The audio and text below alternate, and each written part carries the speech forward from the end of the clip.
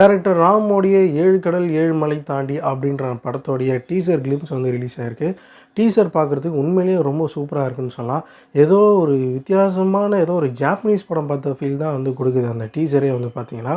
ஏன்னா நம்ம ஊர் ட்ரெயின் தான் காட்டுறாங்க, அதில் காட்டுற அந்த லைட்டிங்லாம் வந்து ரொம்பவே எங்கேயோ கொண்டு போயிடுது.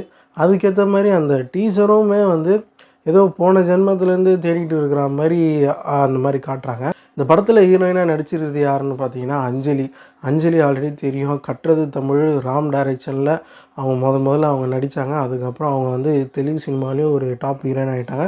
தமிழ்லேயும் ஒரு நல்ல இமேஜ் இருக்கிற ஒரு ஆர்டிஸ்ட்டாக கிட்டத்தட்ட ஒரு 10 வருஷத்துக்கும் மேலே இண்டஸ்ட்ரியில் இருக்காங்க. அந்த வகையில் அவர் இன்ட்ரடியூஸ் பண்ண அந்த ஹீரோயினையும் வச்சு இப்போது இந்த படத்தை எடுக்கிறாங்க.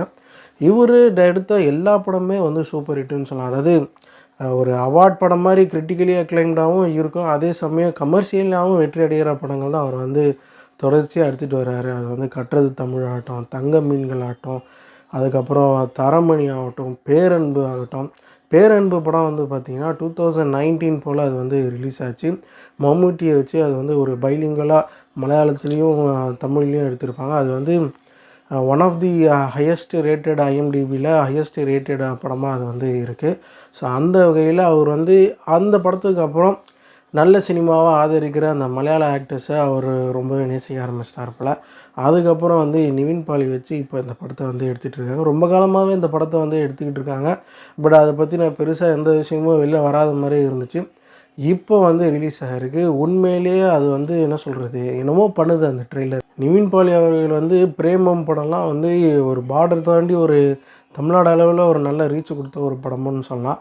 அந்த வகையில் அவர் வந்து நிறையா படம் தமிழ் அண்ட் மலையாளம் பைலிங்குவல்னு நிறையா ட்ரை பண்ணார். ஆனால் தமிழில் நிறையா படங்கள் ஓடாமலே இருந்தது.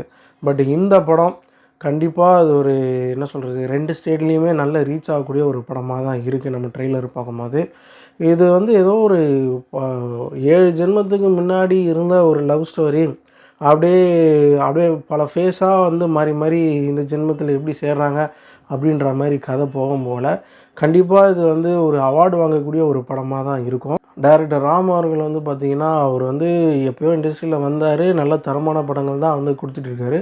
அவருக்கு அடுத்து வந்து நிறைய டைரக்டர்ஸ்லாம் வந்து பார்த்திங்கன்னா கமர்ஷியலாக படங்கள் பண்ணி ஒரு ஃபினான்ஷியலாக வந்து நல்ல வேறு லெவலுக்கு போயிட்டாங்க. பட் இவர் வந்து நான் வந்து ஒரு நல்ல கலைப்படங்கள் மட்டும்தான் கொடுப்பேன் அப்படின்னு ரொம்ப பிடிவாதமாக தரமான படங்கள் வந்து கொடுத்துட்டு போயிருக்காங்க. இந்த மாதிரி டேரக்டர்ஸ்னால தான் வந்து தமிழ் சினிமாவுக்கு பெரியமா.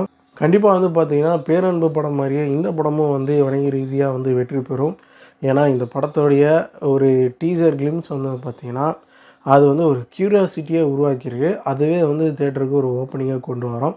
மலையாளத்தில் நிவின் பாலி ஒரு பெரிய ஸ்டார் அப்படின்றனால கண்டிப்பாக அங்கே பெரிய ஸ்கேலில் ஓப்பனிங் இருக்கும். இங்கே இவரோட டைரக்ஷன் ஸ்டைலுக்குன்னே ஒரு ஃபேன் பேஸ் இருக்குது. ஸோ அதால் ஒரு ஓப்பனிங் வரும் அப்படின்னும் போது கண்டிப்பாக இந்த படம் ஒரு நல்ல ஒரு தரமான படமாக இருக்கும் அப்படிங்கிறது தான் நம்மளுடைய ப்ரெடிக்ஷன். ஸோ இதுதான் இந்த வீடியோவில் சொல்ல நினச்சது. மீண்டும் ஒரு நல்ல வீடியோட உங்களை சந்திக்கிறேன். Until then, it's bye from Murugan. So go do subscribe to the channel, guys. Bye.